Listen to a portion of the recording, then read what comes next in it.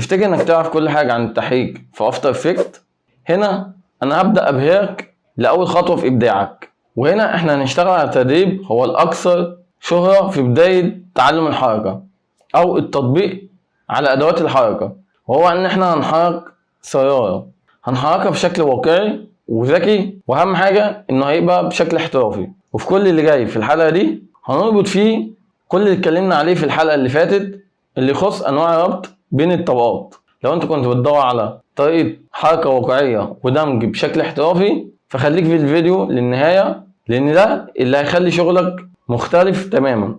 اهلا وسهلا يا مبدعين، عاملين ايه؟ اتمنى تكونوا بخير. ودلوقتي مكملين في حلقة من حلقات كورس افتر افكت، وانا محمد حسن ودي قناتي. في استكمال الجزء العملي اللي هنحول فيه الافكار بتاعتنا لحركة مع شوية لمسات فنية مننا. وفي حلقة النهاردة احنا جايين نكمل اللي بدأناه المرة اللي فاتت من حيث انواع الربط في برنامج افتر افكت بين الطبقة والتانية، ولكن بشكل عملي، لان احنا هنطبق في مشروع واقعي وهو ان احنا نحرك سيارة. وهنا هتلاقي التدريب ده منتشر كتير والاسباب كتير، وهو ان انت عندك فيه تفاصيل كتير في الحركة هتستخدمها للحركة في العربية نفسها، سواء عجل العربية او الاجزاء اللي جوه عجل العربية، وهكذا من انواع حركة احنا هنطبقها معانا. بس دلوقتي عشان نكون عارفين نقطة مهمة، انا هطبق معاكم على نوعين من العربيات. اول حاجة ان انا اللي هيسم معاكم عربية، وتاني حاجة هنكون محملين عربية جاهزة، يعني عربية مرسومة جاهزة، عشان برضو يعني لو في اي اختلاف نكون عارفينه سوا.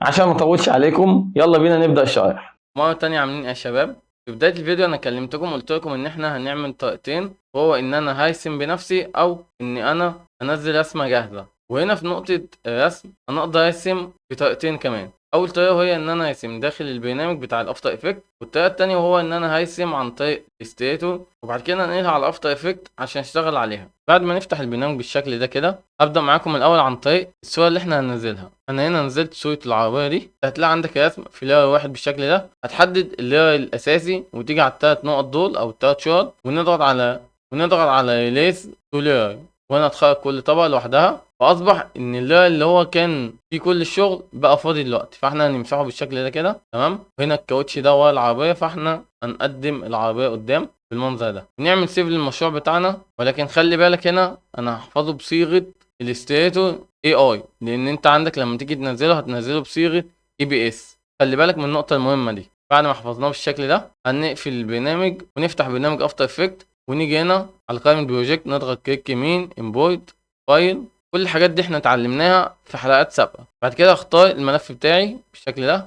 هنا هيقول لك انت عايز الفوتج ولا الكومبوزيشن، احنا هنخليه كومبوزيشن. وخلي بالك لاير سايز، لو اخترت دوكيمنت سايز هنا هتلاقي ان كل الملفات بتاعتك واخده مساحه البروجكت. بمعنى ايه؟ تعال نضغط اوك وهعرفك ازاي. الاول لاير سايز زي ما قلت، ونسحب المشروع بتاعنا كده. هنيجي نسحب الملف بتاعنا اللي هو باسم كومبوزيشن، وهنا هتخلي بالك ان هو معمول له بكومب زي ما احنا اتعلمنا، فبنضغط عليه دبل كليك، وهنا هتلاقي ان كل مسمى، ولكن تعالوا نسمي كل حاجه لوحدها. يعني هنا رقم 3 ده البادي، وهنا هنسميه بادي، نضغط انتر. هنا هنسمي الطاره الاولى والطاره الثانيه. لو تلاحظوا دي اللي ورا فاحنا ممكن نخليها تاني واحده نسميها 2، وهنا هتبقى 1. هنا لو تلاحظوا تعالوا نضغط على مثلا كاوتش من الكاوتشات، هنا هتلاحظ الثمان نقط الخاصين بالترانسفورم للشكل واخدين شكل القطعة او الجزء اللي انا محدده. ولكن لو كنت خليت في البداية خالص ان انا اخلي دوكيمنت لاي كان هيخلي لي الثمان نقط بمساحة البروجكت بتاعي، فهنا هيبقى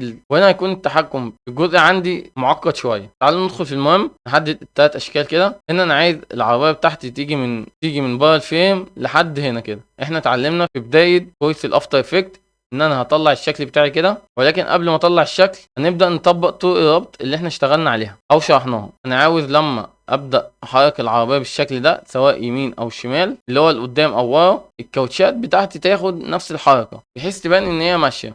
كل اللي انا هعمله ان انا هاجي على الطريقتين كده واضغط على ار عشان يفتح لي روتيشن، والبادي بضغط عليه واحدد من الكيبورد البي عشان يفتح لي بوزيشن. وهنا احنا اتعلمنا ان انا لو ضغطت على الالت وبعد كده الستوب ووتش اللي على الروتيشن بالشكل ده كده هو هيفعل لي الاكسبريشن. وهنا هاجي على البيك ويب الخاصه بروتيشن الطاره الاولى وهخليها على محور اكس في البادي. نفس النظام للطاره الثانيه هسحب بيك ويب على محور اكس بالشكل ده كده واضغط انتر. هنا نلاحظ كده ان كل ما العربيه بتمشي الكاوتش بيلف سواء امام او خلف، ولكن احنا مش عايزين الشكل المنظر ده. نحدد الشكل ده كده ونطلعه بره الفريم بتاعنا او الشكل عندنا، وهنا هنفتح البوزيشن وهنعمل لهم ستوب ووتش. انا اصبحت عامل ستوب ووتش هنا. هنيجي هنا كده بعد كام فريم هقوم محدد التلات اجزاء عندي واسحبهم لبره الفريم بالشكل ده كده. لاحظ ان هو عمل لي ستوب ووتش بشكل تلقائي. فانا هكبر الشاشه عشان نشوف بشكل واقعي ونيجي نشغل. لو انا جيت على اخر الفريم كده ضغطت على ان، هنا هيبدا يعمل لي تشغيل تلقائي. تلاحظ كده ان كل ما العربيه تمشي الكاوتش بيتحرك معاها. هنا احنا ممكن نعمل حاجه برضو بسيطه، وهي ان احنا هنحدد نقط الانكر بوينت بتاعتنا ونيجي على كي فريم اسيستنت ونختار ايزي ايز. طبعا في الشرح اللي فات احنا اتكلمنا يعني ايه ايزي ايز، وهو ان احنا لما نيجي نشغل الجراف اديتور كده هنا هتلاحظ ان هو بيبدا بحركه ضعيفه وبعد كده يبدا يزيد واول ما يوصل للنهايه حركته تبدا تقل. وهنا نقدر نلعب الجراف اديتور بتاعنا ده بحيث ان انا مثلا اعمل كده يبدأ سريع بسرعة واول ما يجي هنا يبدأ ينتهي.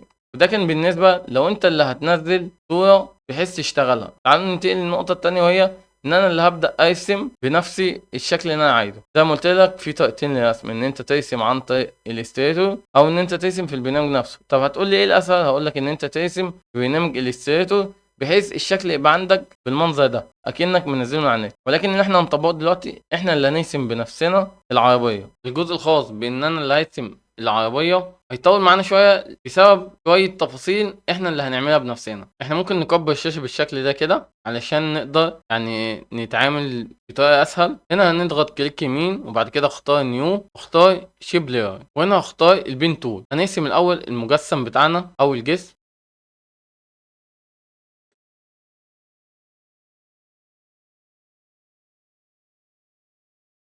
كده انا رسمت مجسم العربية. ممكن نعمل الشبابيك بان انا هضغط منطقة فاضية كده وارجع تاني للرسمة عندي وابدأ ارسم من جديد. هنا نغير اللون بحيث نشوف فرق وارجع تاني اضغط في منطقة فاضية وارجع اكمل الشكل الباقي بالشكل ده كده. ممكن هنا نعمل اللي هو الباب الخاص بالعربية بالشكل ده، وهنا نزود الستروك سنة بسيطة عشان تبان واضغط منطقة فاضية واعمل التانية كده. كده هيكون فاضل لنا الطريقتين بتاع العربية. هنا هندمج دول مع بعض الأول ونعمل لهم ريكومبوزيشن تاني يبقوا مع بعض بالشكل ده. بعتذر لكم يا شباب، الجزء ده من الفيديو حصلت فيه مشكلة أثناء التصوير فاضطريت إن أنا أعيده تاني. إحنا هنعمل الجزء بتاع الطايرة. الموضوع سهل كالعادة. هنيجي على الجزء الفاضي ده ونضغط كليك يمين ونضغط على نيو وهنختار شيب لاير، ومن هنا انا هضغط على المثلث ده الاقي ان مكتوب عندي كونتنت. هختار اد وبعد كده اختار جروب. انا هسمي ده طائر واحد. طبعا جروب واحد انا هسميه رقم واحد عشان نعرف نميز رقم واحد بالشكل ده. وانا ضغط على واحد هضغط على اد وبعد كده اختار اليبس واختار تاني فيل. هنا هتاخد بالك وانت ضغط على رقم واحد تلاحظ كده ان الدايره عندي بالشكل ده اهو. هبدا اكبر فيها شويه، وهنا انا عندي جزئين اقدر اغير بيهم اللون عن طريق ان انا اجي على فيل وبفتح قائمه فيل وبختار اللون اللي انا عايزه بالشكل ده. والطريقه التانيه ان انا عندي في فيل في قائمه الادوات فوق برضك اقدر اغير منها الالوان.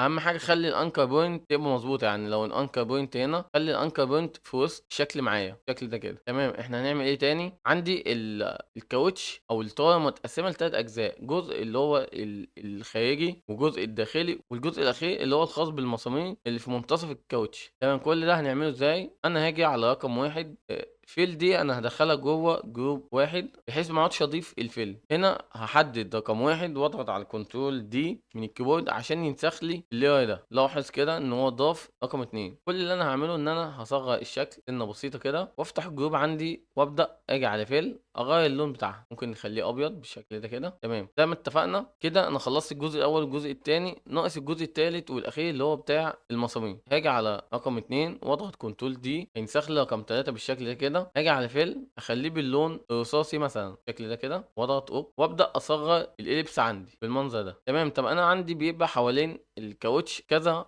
يعني مسمار. كل اللي انا هعمله ان انا هاجي وانا محدد على رقم 3. خلي بالك من النقطه دي ان الجزء رقم 3 اللي هو جروب 3 الخاص بالمسامير، فانا هكون محدد رقم 3 واضغط على اد وعندي حاجه اسمها ريبيتر بضغط عليها وانا محدد رقم 3 بضغط على اد واختار ريبيتر. هنا هتلاحظ ان هو قرر لي الشكل، باجي افتح قائمة ريبيتر. هتاخد بالك كده ان هو جنب الكوبي مكتوب 3. انت مثلا عايز تزودها مثلا 5 6 اللي انت عايزه، خليها 6 مثلا. هنا قرر لي الشكل 6 مرات. تمام، انا كده قررت الشكل، عايز اخليهم فوق بعض. باجي على الترانسفورم الخاص بالريبيتر، وخلي بالك من النقطة دي. باجي على البوزيشن بخليه 0 كده، هم بقوا فوق بعض. طب انا عايز اخليهم حوالين الطايره البيضاء. اول حاجة عشان تخليهم حوالين الطايره، انت عندك الدايره عبارة عن 360 درجة. اجي على الروتيشن والمحور واي، اكتب 360 على 6 عشان انا قررت الشكل عندي 6 مرات. واضغط على اوك. تمام، طب انا عايز اخليهم دلوقتي حوالين الطايره البيضاء. كل اللي انا هعمله هقفل بس القوائم دي عشان الموضوع يبقى سلس عندكم. اجي على اليبس بس. كل اللي انا هعمله ان انا هاجي على البوزيشن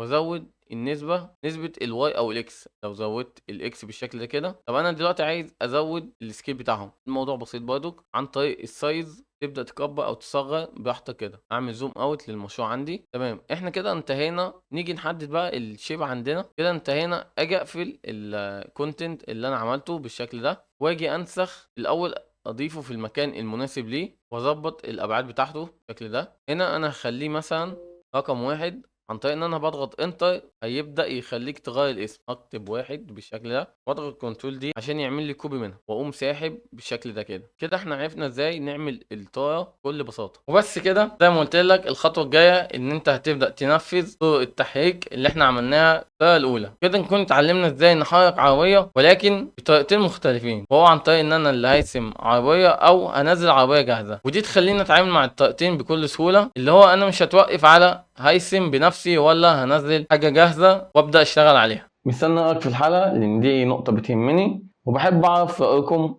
بحيث لو في اي تعديل اقدر اشتغل عليه. باذن الله اشوفكم على خير في الحلقه الجايه. سلام.